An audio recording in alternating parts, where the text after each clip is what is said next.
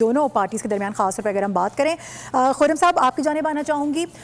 ہم نے دیکھا کہ جی بی کے اندر جو پیپلز پارٹی نے آپ کے ساتھ اتحاد کیا، آپ کی پارٹی کے ساتھ اتحاد کیا، وہ ایک جگہ تھا، لیکن اگر ہم کشمیر کے حوالے سے بات کریں تو یہاں پر جے یو آئی ایف اے کے ساتھ پیپلز پارٹی اتحاد کر رہی ہے. اب ظاہر ہے دونوں جماعتوں کے جو بیان بازیاں ہیں وہ بھی آپ کے سامنے ہیں. ایسے میں علیم خان صاحب کی جانب سے، آپ کی پارٹی کے جو سربراہ ہیں ان کی جانب سے بھی جب بات کی گئی تو پھر پیپلز پارٹی کی جانب سے کافی تحفظات کا اظہار کیا گیا، اس پر بھی کافی بیان بازیاں ہوتی رہیں. اس پورے سیناریو کو کس طرح سے دیکھ رہے ہیں اور کیا سمجھ رہے ہیں کہ دونوں جماعتیں جو کہ دو بڑی جماعتیں ہیں آپس میں اس طرح سے گتھم گتھا ہیں، ایک دوسرے کے اوپر فارم 47 کی حکومتوں کا الزام ٹھہرایا جا رہا ہے، سو معاملات کس طرح سے پھر آگے بڑھیں گے اور جو تھرڈ فیز ہونے جا رہا ہے الیکشن کا وہ کس طرح سے پھر آگے اس کو پریویل کیا جا سکے گا؟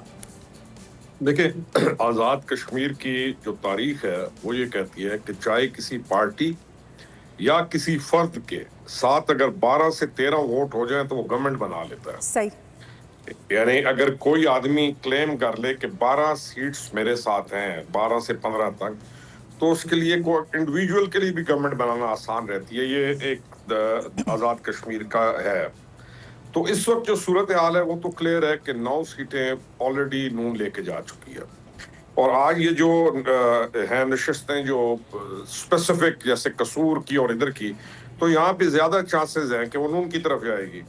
اور آج مظفر آباد ڈویژن کا جو الیکشن ہے یہ واضح کر دے گا کہ ایکچول گورنمنٹ بنائے گا کون. جو نظر آ رہا ہے کہ نون گورنمنٹ بنا جائے گی ایزیلی.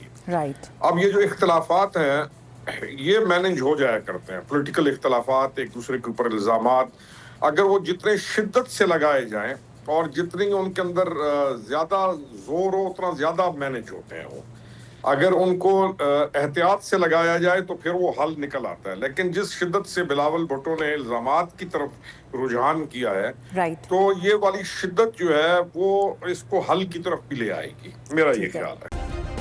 سبسکرائب کریں اور بیل دبائیں تاکہ کوئی خبر رہ نہ جائے.